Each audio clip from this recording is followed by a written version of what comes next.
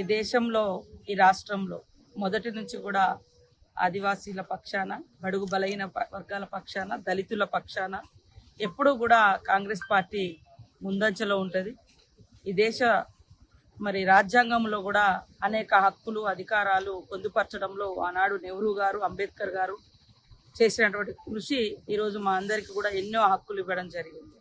నిన్న వచ్చినటువంటి వారిచ్చి Maoist party నుంచి వచ్చిందా లేదా నాకైతే స్పష్టత లేదు. బట్ కొంతమంది అందులో ఉన్న మ్యాటర్ ఒకటి ఉంటే ఇష్టం ఉన్నట్టుగా తమ రాజకీయ కక్షను కూడా చూపించుకుంటా ఉన్నారు వేరే వాళ్ళు. అంటే ఆ లేఖను ముందు పెట్టి వివిధ పత్రికలు, మీడియా వాళ్ళు, దాని వెనుక రాజకీయ పార్టీలు సీతక్క టార్గెట్, సీతక్కకు సిగ్గు లేదా అన్నారు, అది ఇదని ఎంత గలీజ్గా మాట్లాడుతుంటే మాకు కూడా చాలా ఆవేదన ఉంది. మేము పదవుల్లోకి వచ్చినాం కానీ మనసులు మారడమో లేదా ప్రజలకు దూరంగా లేము. నిన్నటి నుంచి 2 రోజుల నుంచి కూడా నేను ఇదే వారంలో 2-3 రోజులు మన ములుగు కావచ్చు, అటు అంతకుముందు ఆదిలాబాద్లో ఇన్ఛార్జిగా ఉన్నప్పుడు అటు కావచ్చు, ఎక్కడ తిరుగుతూనే ఉన్నా. కానీ నన్ను ఓడించాలని చాలా శక్తులు ఎలక్షన్లో పనిచేసిండ్రు. తర్వాత నేను ఒక ఆదివాసీ బిడ్డగా జనరల్ పోర్ట్ఫోలియో రావడాన్ని కూడా చాలా మంది జీర్ణించుకోలేక, ముఖ్యంగా టీఆర్ఎస్ వాళ్ళైతే ఇంకొక మా దాంట్లో ఉండేటువంటి ఎస్టీ వర్గాలలో కూడా రెచ్చగొట్టే కార్యక్రమాలు కూడా చేశారు.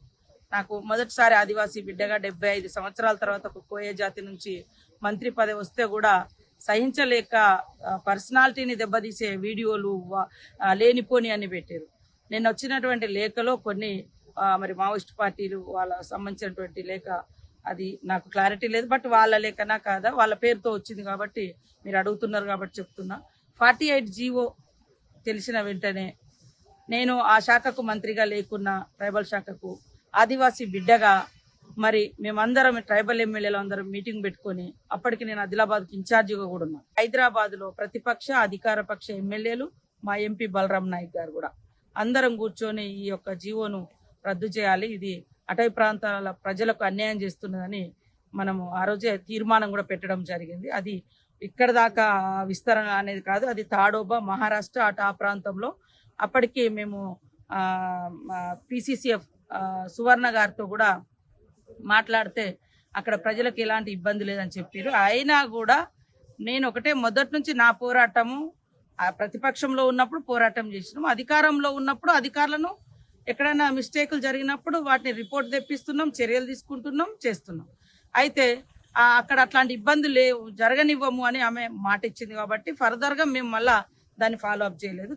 48 జీవో మీద ఆల్ ఎమ్మెల్యేస్, ట్రైబల్ ఎమ్మెల్యేస్ ముఖ్యంగా మన గిరిజన సంక్షేమ భవనంలోనే కూర్చొని తీర్మానం చేసి ఇది మా జీవితాలను గొడ్డలు పెట్టు లాంటిది తీసేయాలని కూడా చెప్పడం జరిగింది. దాని ప్రమాదం పెరిగితే ఖచ్చితంగా మేము ఎవరం కూడా ఊరుకునేది లేదు. సేమ్ టైంలో నేను ప్రతిపక్షంలో ఉన్నప్పుడు కానీ ఇప్పుడు కానీ కొత్త అడవి కొట్టద్దు, పాతది వదిలిపెట్టదు.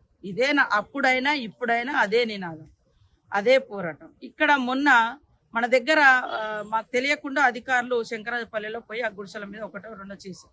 నాకు తెలియగానే వెంటనే ఫోన్ చేసి ఆపించడం జరిగింది.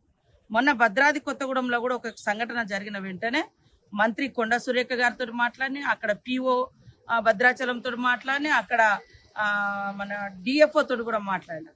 ఇవి మేము ఇంటర్నల్గా, ఎందుకంటే అధికారంలో ఉన్నప్పుడు మేము అధికారులను హెచ్చరిక చేయడము, లేదా వాళ్ళ తప్పులను ఏమైనా తప్పులుంటే పనిష్మెంట్ చేయడము, లేదా ప్రజలకు అన్యాయం జరగకుండా కాపాడడం. కాబట్టి ఇది చేస్తున్న పని నేను ఎక్కడా కూడా విస్మరించలేదు. మా నియోజకవర్గంలో కూడా ప్రజలకు ఒకటే చెప్తాం, రొయ్యూరులో ఏదో ప్రయత్నం చేస్తే వాళ్ళ ఇళ్ల స్థలాల కోసం వాళ్ళు అక్కడికి వచ్చారు కాబట్టి ఇళ్ల స్థలాలది అది ఇస్తామని మేము చెప్పడం జరిగింది.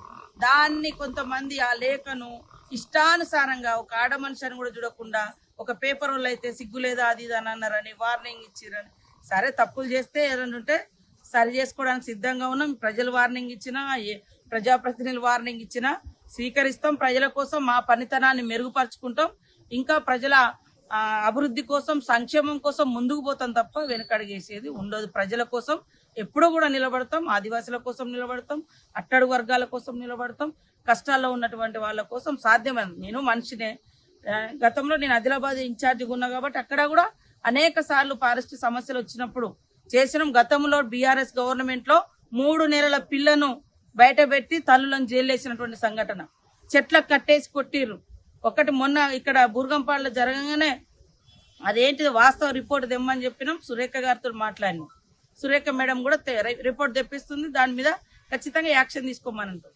కాబట్టి ఎవరిని ఏ మూలాలలో మేము మా ప్రజలకు సంబంధించినటువంటి సేవ చేసే మూలాలను ఎప్పుడు మర్చిపోం.